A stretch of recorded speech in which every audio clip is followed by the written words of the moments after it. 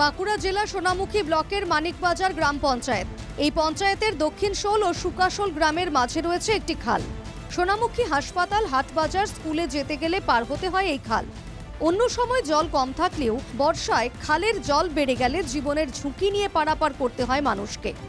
অন্যথায় 7 থেকে 8 কিলোমিটার পথ ঘুরে যাতায়াত করতে হয়। আমাদের এই একটাই মাত্র রাস্তা, যেখানে আমাদের পঞ্চায়েত অফিস গেলেও এই রাস্তাতেই যেতে হয়, আর ছোট ছোট ছেলেমেয়েরা স্কুলে যাবে পাশের গ্রামে, সেটাও এই রাস্তাতেই যেতে হয়।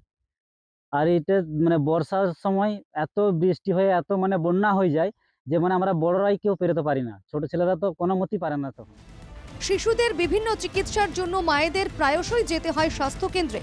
ঝুঁকি নিয়ে খাল পেরিয়েই যাতায়াত করতে হয় বলে অভিযোগ মহিলাদের। ওইদিকে ঘুরেই যেতে হয়। সেন্টার তো এখানে ঠায় আছে, সুকোশল আছে, মানিকবাজার পঞ্চায়েত, মানিকবাজারের হেড সেন্টার। যেতে হলে ওইদিক হয়ে যেতে হয়। প্রতি মাসে বাচ্চাদের ইঞ্জেকশন, পোলিও সব কিছু ওইখানে এই মুসুলের দিকে হয়ে যেতে হয়। বর্ষাকালে পেরোতেই পারেন এদিকে মানুষ। মানিকবাজার গ্রাম পঞ্চায়েত বিজেপির দখলে। অন্যদিকে সোনামুখী পঞ্চায়েত সমিতিতে ক্ষমতায় তৃণমূল। বিজেপির অভিযোগ, বিরোধী দল ক্ষমতায় থাকায় উন্নয়নের কাজে সহযোগিতা করছে না তৃণমূল। সবে মাত্র আমরা 2 বছর পঞ্চায়েত পেয়েছি।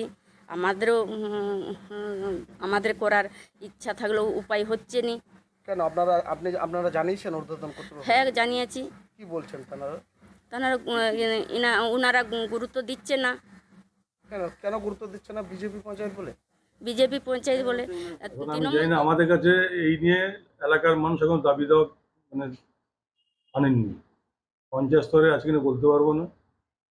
আর যদি আপনারা বলছেন, আমি খোঁজ খবর নেবো। প্রধান বা ওখানকার আমাদের যে পঞ্চায়েত মেম্বার, তারা এখন কিন্তু বা লোকাল লোক কোনো মাস পিটিশনকে দেয়নি। বিজেপির অভিযোগ, উন্নয়ন খাতে টাকা দিচ্ছে না তৃণমূল। তৃণমূলের পাল্টা দাবি, উন্নয়নের টাকা খরচা করতে পারছে না বিজেপি পরিচালিত পঞ্চায়েত। দুই রাজনৈতিক দলের কাজিয়ায় ক্ষোভ বাড়ছে গ্রামবাসীদের। তারা চান অবিলম্বে খালের উপর সেতু তৈরি হোক।